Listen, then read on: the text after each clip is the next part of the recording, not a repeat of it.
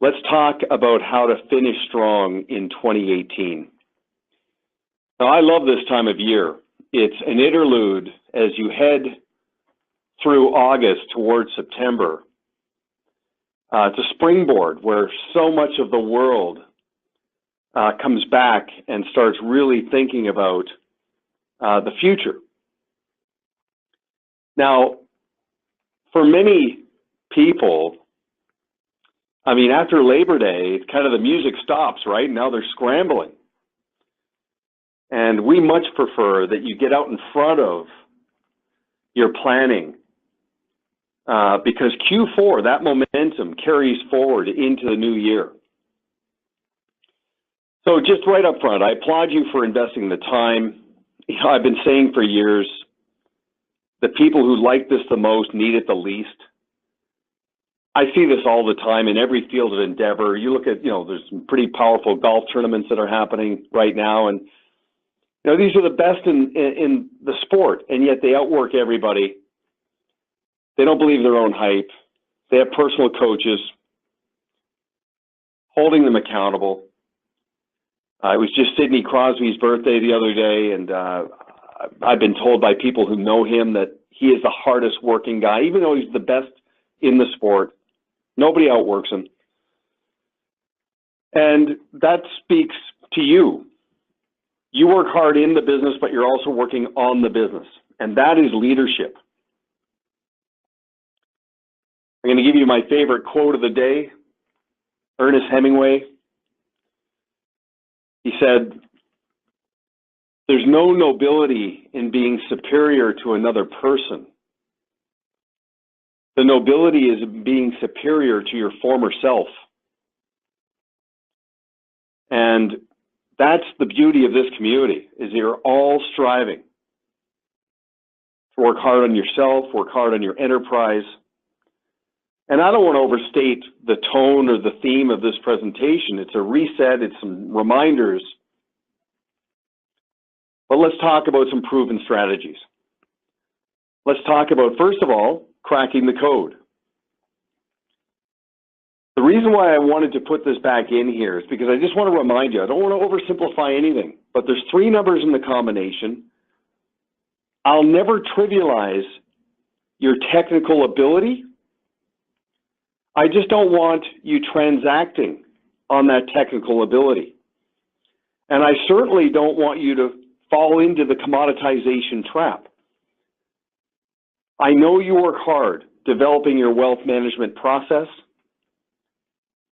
I just want you to work as hard on the practice management process and the relationship management process as well.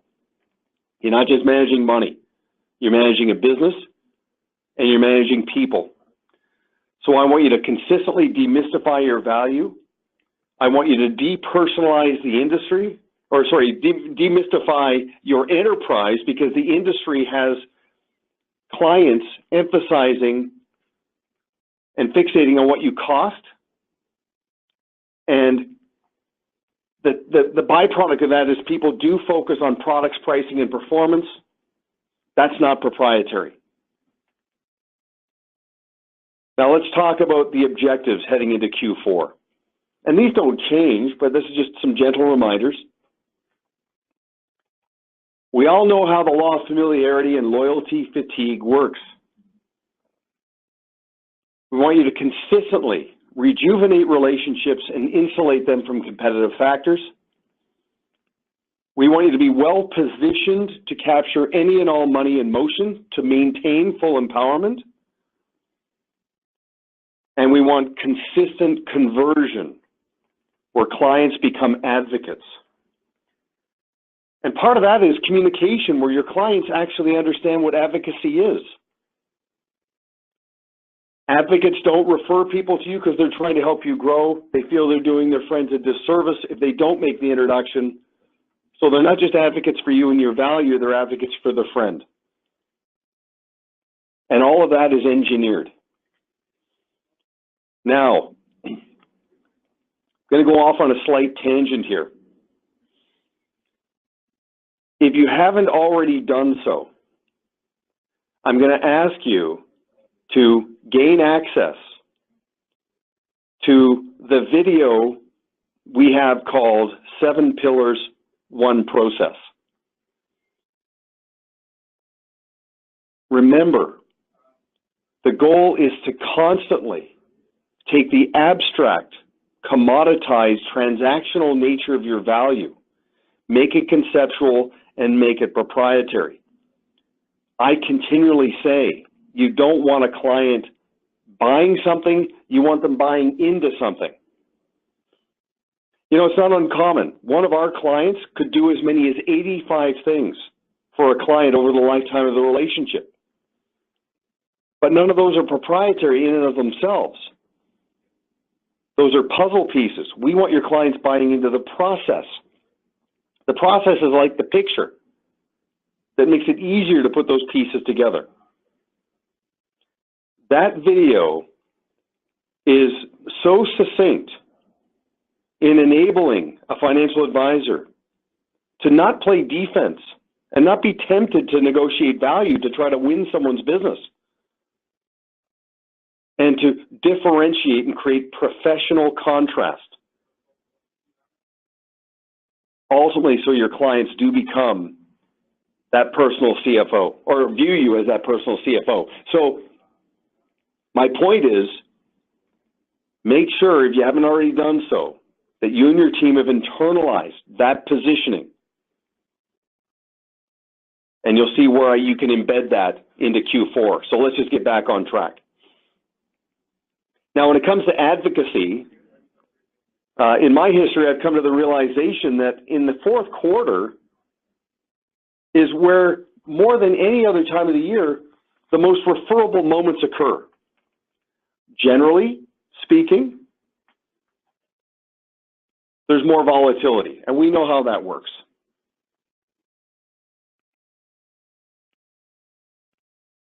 There are critical life events that occur that render a financial plan obsolete, and that makes money topical. And of course, during social gatherings, people come together. I want to make sure that the moment money comes into a conversation, a client knows exactly what to say.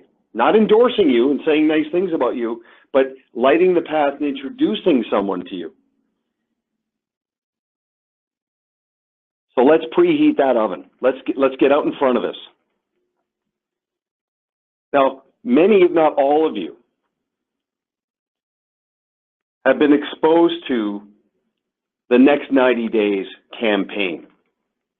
That concept of telling your clients that you're going to elevate the client experience, that you've engaged a consultant to refine and optimize what you do and raise the bar.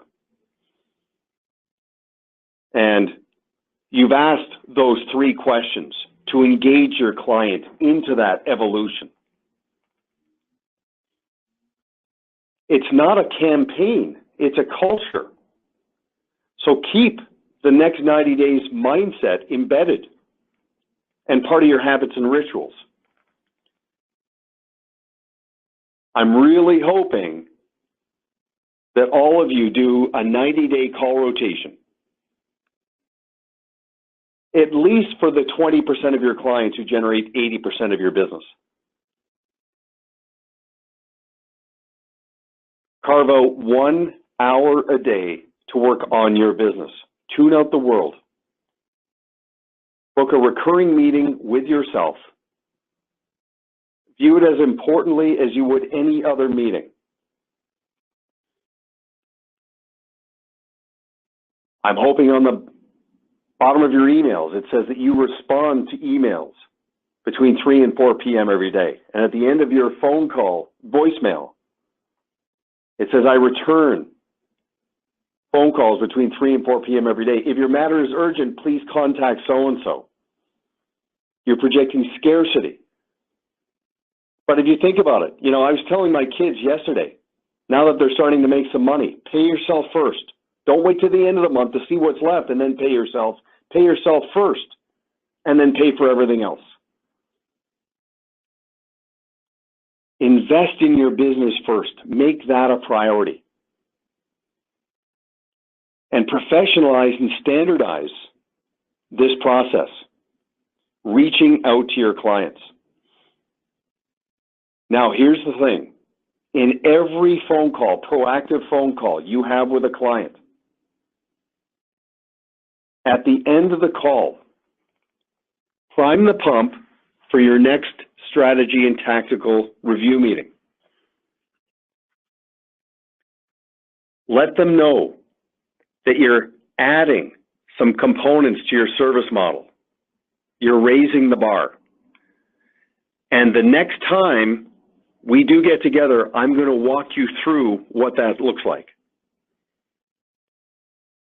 Just say to your client, you know, we've come to the realization that, you know, there's a number of value-added services we provide some of our clients aren't even aware of.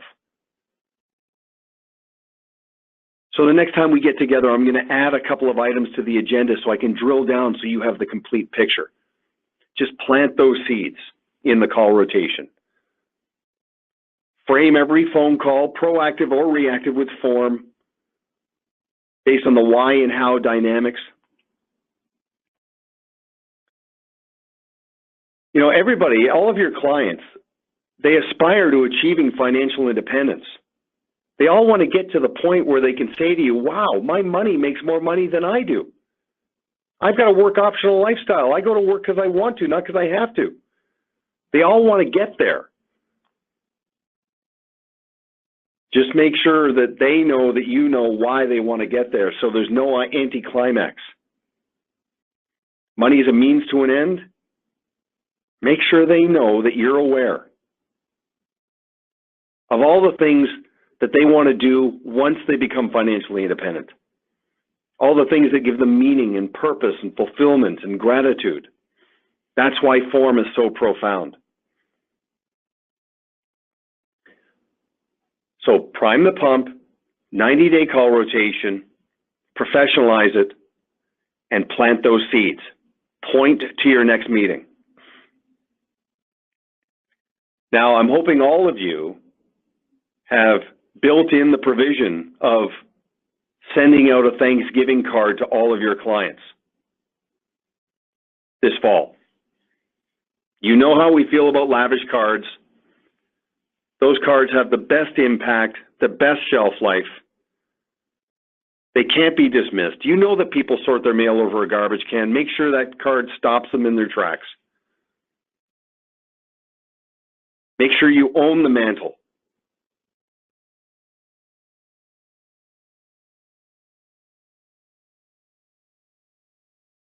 The law of reciprocity says giving starts the receiving process.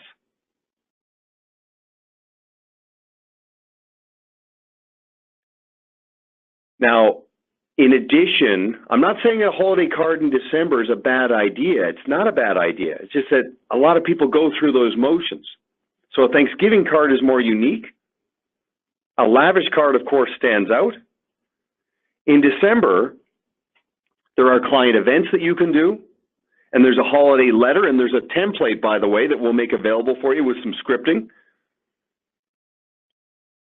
Many advisors will send their clients a beautiful calendar in December, and again, lavish cards can help you out there too if you'd like. Now, you might be saying, come on, a paper-based calendar? I mean, everybody's operating off their phone. I'm telling you, the more technology creeps into our lives, the more the human touch stands out. I don't know why I do this, but often when I'm at someone's home, if I'm, in their kitchen or if I happen to go through their mudroom, I do pay attention to see if they have, and virtually everybody has, at a workstation or on their mudroom door, a family calendar. You think about the impact and the shelf life that comes from that. It's just a simple little touch. And you know how we feel about vapor to paper. The digital is fine, but the digital, it's shelf life and it's just dismissed, it's lost.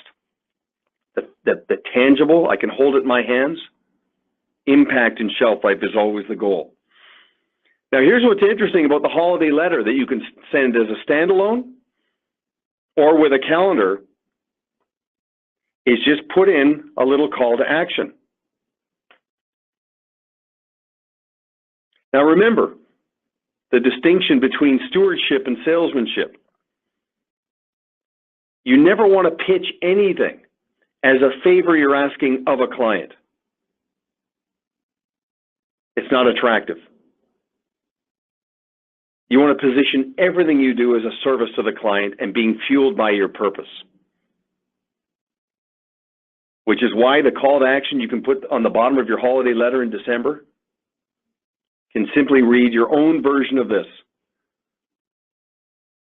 P.S. By the way, now would be a very good time for me to thank my clients for introducing their friends and family members to us throughout the year. It's a tremendous compliment and a huge responsibility and something we never take lightly. Now, that is just an imprint.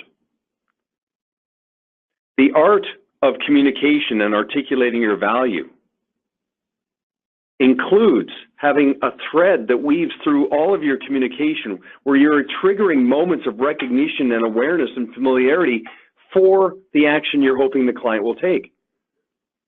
Just keep imprinting and reminding your clients about your value. Which incidentally brings me to the face-to-face, one-to-one meetings that you're going to have with your clients between now and the end of this year. Of course, they're all agenda-driven. By now, none of you are calling it a client review meeting. You're calling it a strategy and tactical meeting where you'll invest the past into the future and as part of your process. Work through the agenda as you normally would, the mechanics of a state of the relationship, and then add 2 bullets at the bottom of that agenda. The first of the 2 bullets says, an overview of our process. Remember, this is just a little mid-course correction for the relationship. It's just a little reminder. This is where you start to reframe and ensure that your clients understand and appreciate everything you do. So when you get to that item, that bullet on the agenda, you just simply say, you know, hey, just as we wind this down, I just wanted to let you know, and remember we talked on the phone recently. I mentioned that, you know, I've got some great client relationships, but not everybody is aware of everything we do. We've kind of become our own best kept secret here. So I just want to take a moment to walk you through our panoramic process so you have the complete picture. Just turn the agenda over, it's a blank sheet of paper, and do your own version of the 7 pillars, 1 process. Reframe the relationship. You're not a wealth manager. Wealth management's part of the process. You're not an insurance broker selling insurance. Risk management's part of your process. You don't refer clients out to an accountant. No, you engage a CPA into the process. You don't refer out to an estate planning attorney. No. Estate planning, family investment legacy, continuity and succession, that's all part of the process. Anything to do with cash and debt, lines of credit, mortgage. You're not selling that. You're not pitching that. That's all part of the process. Philanthropy. That's all part of the process. So, you know, if you do 85 things for a client, you don't want them bogged down there. They'll never remember 85 things. Just keep imprinting the fact that every piece of the puzzle is part of the process.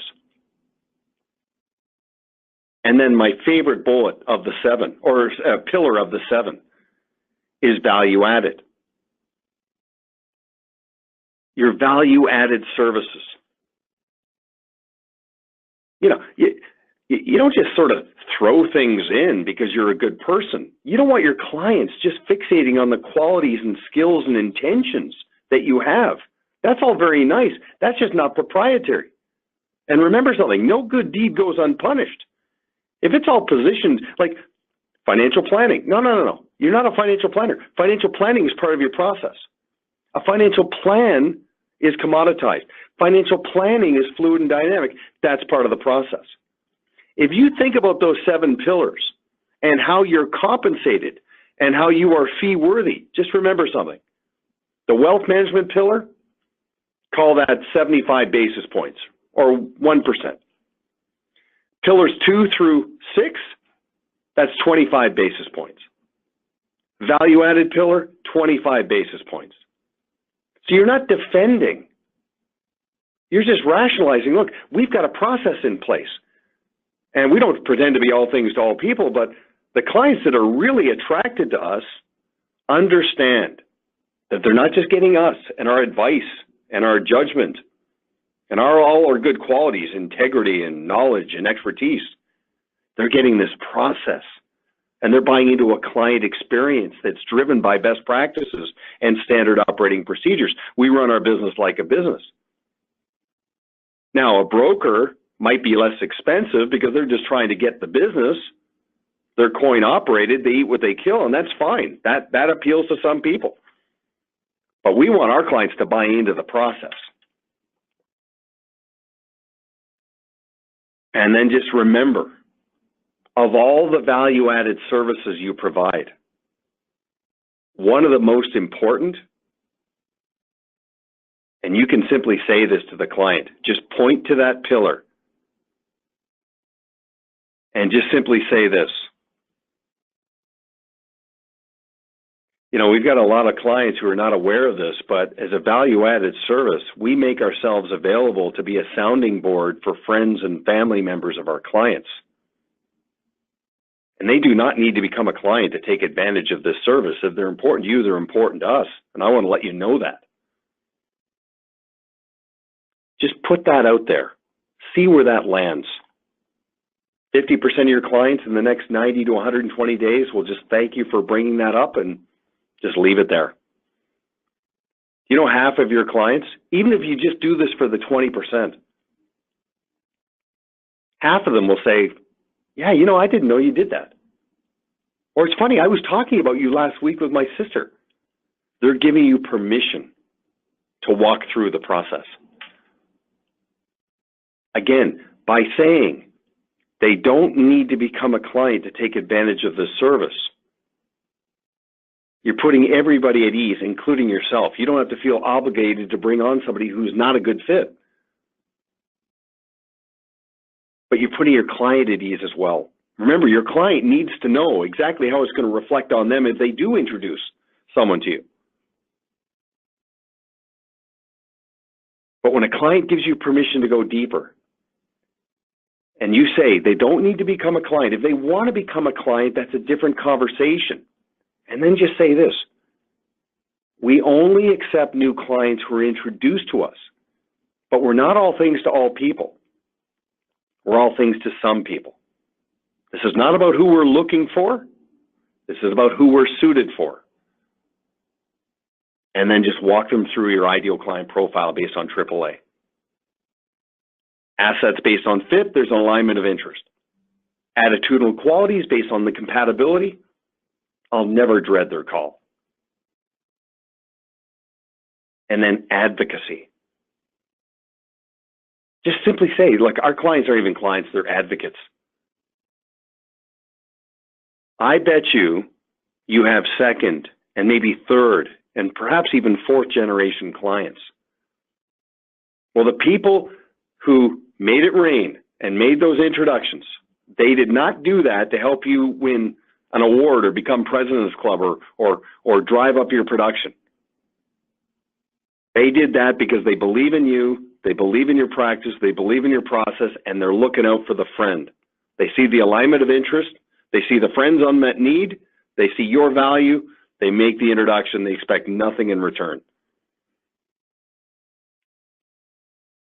So, recap: call rotation, professionalize it, prime the pump, let them know that's what's coming. You're raising the bar, you're elevating the client experience. Send out the Thanksgiving card. Thanks for a great relationship. The messaging is right here in the document. You can see it when you talk to Lavish Cards as well, but I'm looking at the phrase you put right into the card. And incidentally, remember, it's not about what you do, it's what your value does for a client. There are some beautiful Thanksgiving cards that are have autumn colors with a bridge as the icon. You know, if you're the bridge to your client's financial goals, if that's your Nike swoosh, then keep implementing this, because your clients know that your process helps them build the bridge as they cross it, heading towards financial independence. The ability to live off the income of their own resources, to liberate them to go do everything else in their life that they want to do. That's big. So, call rotation, Thanksgiving card, holiday letter with the little imprint, calendar if you're inspired, and prepare yourself for the strategy and tactical meetings, and add those two items, those two bullets, an overview of our process and our value-added services. You're already referable. What you're doing here is putting the odds in your favor to convert referability into actual referrals. If you want to just start with the 20%, that's perfectly fine. You live by the rules you set, but I bet you there's a movable middle. Within the 80% who generate 20% of the business, I bet you there's a movable middle, a little vein of gold there. Okay, so start with the 20%, then move into that movable middle. And just these simple little steps can be profound. So, where do you go from here to take action? This has been recorded. We'll make this available for you.